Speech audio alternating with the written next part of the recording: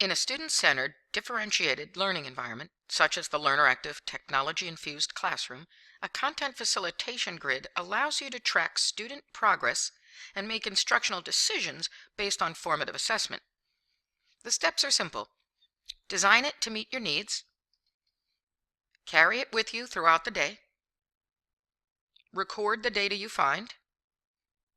Analyze that data, and act to modify your instructional plan accordingly. Now let's consider a language arts unit on understanding and writing personal narrative. First, list all of the concepts, skills, and other content students need to master. Use your curriculum standards to help you.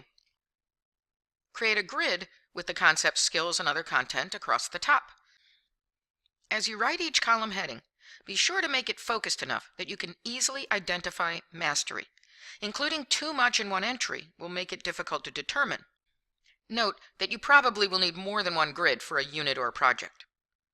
Next, write your students' names down the left side. You might write them alphabetically or clustered by their home groups for when you join a table, whatever works for you.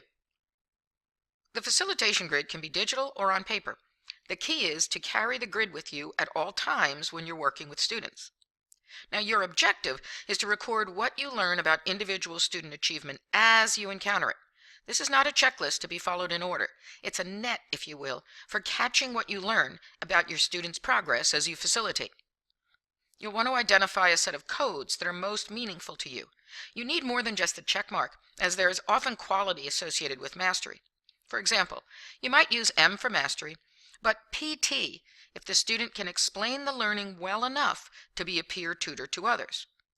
HW if the student is demonstrating mastery but could use homework as reinforcement. ML if the student needs significant help and should attend a small group mini lesson for direct instruction. These are just some of the codes you might use to quickly capture your assessment. Now, facilitation is a process of identifying where a student is at in the learning process and asking probing questions, offering advice, or sharing knowledge. It's also a great opportunity to gather valuable formative assessment data. As you move around the room, sit with students and observe. You will gain some data just from observing. Listen to students as they work in pairs and in groups. Ask a student to explain what he or she is doing. Or ask a direct question to assess mastery. Note that you do not want to simply work down the list quizzing students. Again, the purpose of the facilitation grid is to capture data as you discover it during the facilitation process. And you should also use the facilitation grid for more than just in-person facilitation. You might record quiz and test data as well.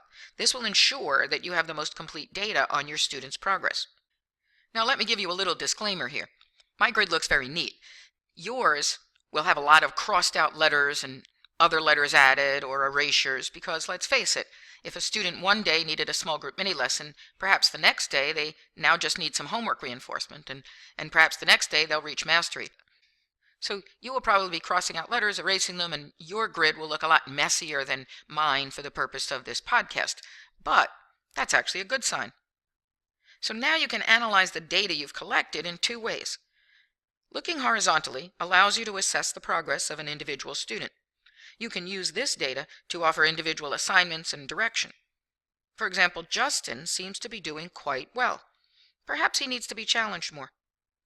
Carmen seems to be progressing nicely, albeit slowly. So you'll want to keep an eye on her progress and provide her with structures and assistance to keep up.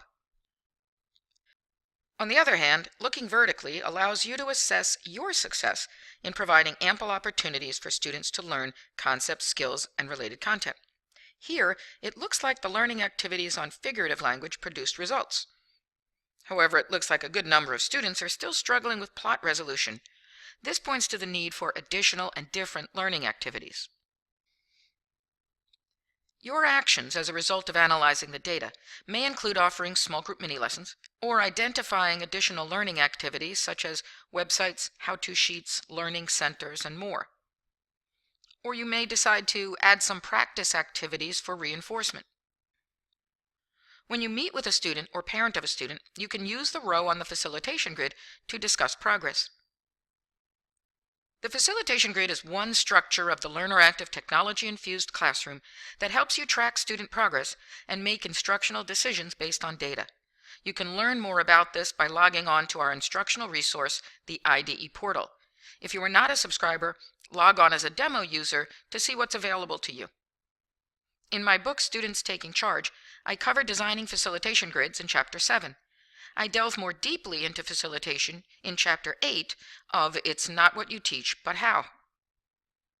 You'll find more informational videos on our YouTube channel and more information on our website, including virtual learning community offerings for online courses. And I hope you'll follow me on Twitter. Thanks for joining me. Keep making a difference.